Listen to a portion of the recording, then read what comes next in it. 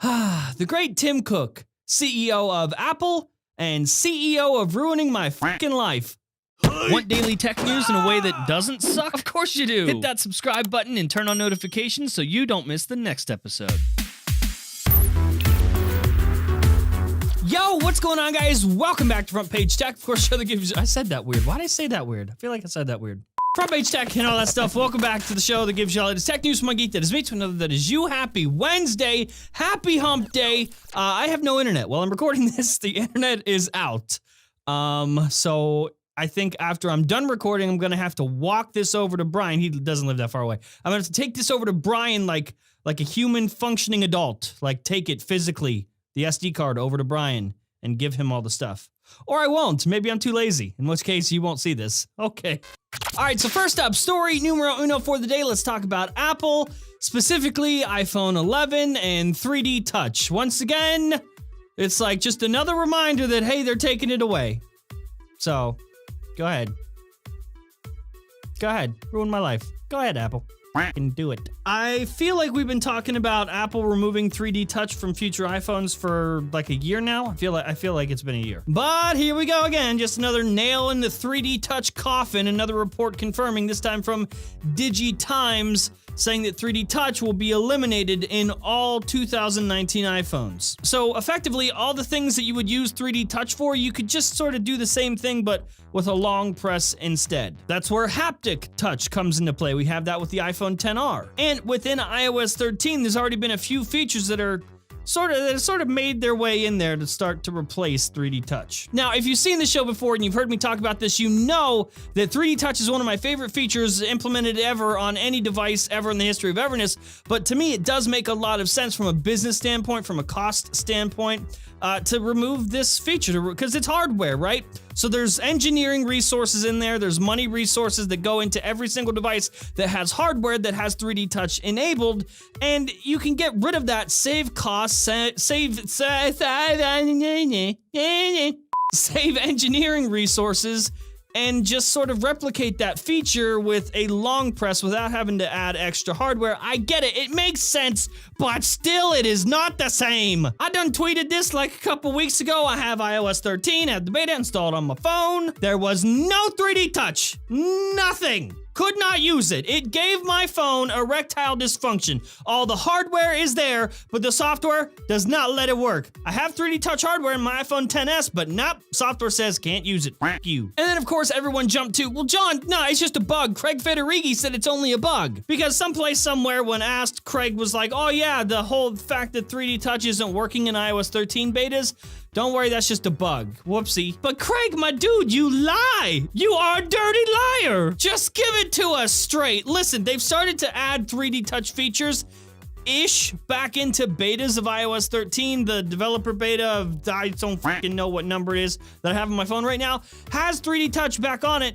Sorta, kinda. Except it feels like they totally got rid of 3D Touch and then people complained and then Craig was like, oh, don't worry, it's just a bug. And then the engineers were like, well, Craig, we got rid of the code already. So then they started shoving the code back in there, just hoping for the best. And now 3D Touch in iOS 13 is just like half-assed. It is barely there. No matter what they say, no matter what Craig says, it is being phased out. That's just the way it is. And the 2019 iPhones will not have 3D Touch. We've been saying that for a while. And you know what? At first, I was like, all right, you know, I get it. As I said, I do understand this from a business perspective, and maybe I'll get over it and I'll just figure out how to work around it. Nope, that's a freaking lie. I thought I could do that. I cannot do that. So Tim Cook, if you're listening, help, because on iOS 13, when it was on my phone and I couldn't use 3D Touch, it was crippling. It ruined my life. I miss it. I don't know what to do now. Long presses are not enough. I miss feeling like I'm poking it, pressing it, 3D-ish, like.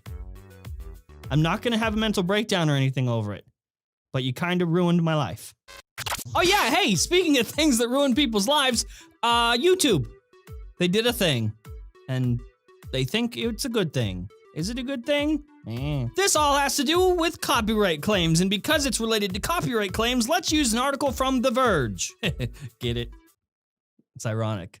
The Verge, copyright claims, you know, you remember. YouTube put out a blog post saying that they were gonna make it easier for creators to handle copyright claims. So effectively, in two separate ways, they're changing the way they handle manual copyright claims from brands or whatever to other creators. All right, so number one, manual claims. When somebody claims your video manually, that's what manual claim means, they are now required to give timestamps showing exactly what they claimed, where they claimed it, why they claimed it. And then number two, they improve the editing tools that creators will have to then go ahead and easily remove that claimed content, and then by doing so, the claim will be automatically released.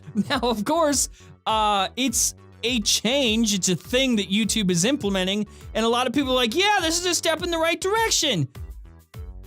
Huh? This is a step in the right direction sometimes for some people, but it doesn't help the core issue where people like The Verge, looking at you fuckers, claim shit that shouldn't be claimed. This doesn't solve a fair use issue. This doesn't solve the abuse problem on the platform. So if we look at this again, this is basically the translation. Here, let me help you out. Number one, manual claims now require the brands to give timestamps showing exactly what is claimed. So don't worry, we made it way easier for the brand to tell you what to remove from your video. And then number two, improved editing tools will help you easily remove that claimed content. So basically, we're gonna make it way easier for you to not put up a fight and stick up for yourself and just do what the brand wants you to do. Just remove it, just get rid of it. Just get rid of the thing, even if it's like fair use or something. And that way we can all move on. YouTube, creator tools for this stuff is great. That is a step in a certain direction. But do us all a favor, huh? Make it harder for brands to abuse the fucking platform. Give them consequences. Not this shit. And finally, the last story of the day, Amazon and Google, YouTube are getting along again. Now, we've been following this story for like years, I think, but this is basically a follow-up to a report from a few months ago that let us know that they're going to be friends again and you'll be able to use stuff on the platforms. So now you can finally use like Google apps on the Amazon Fire TV and the other way around too. Like you could now use Amazon Prime Video on your Chromecast and other Android TV devices. Again, we knew this was coming, but just to let you know that it's a thing as of now. You can now use those again. So if you have an Amazon Fire TV and you just really miss having YouTube, the YouTube app on your streaming device, you can fix that now. You can get it again. And for the tens of you out there that watch Amazon Prime Video, then you can now do that on your Chromecast. Does anybody watch Amazon Prime Video? Let me know in the comments. Do you? You watch Amazon Prime Video? And that's the show. Hopefully you liked it, you learned something. If you did, hit that like button. If you hate my stupid face, go ahead. That dislike button works too. If you're new here, subscribe, and we'll see you guys sometime in the future.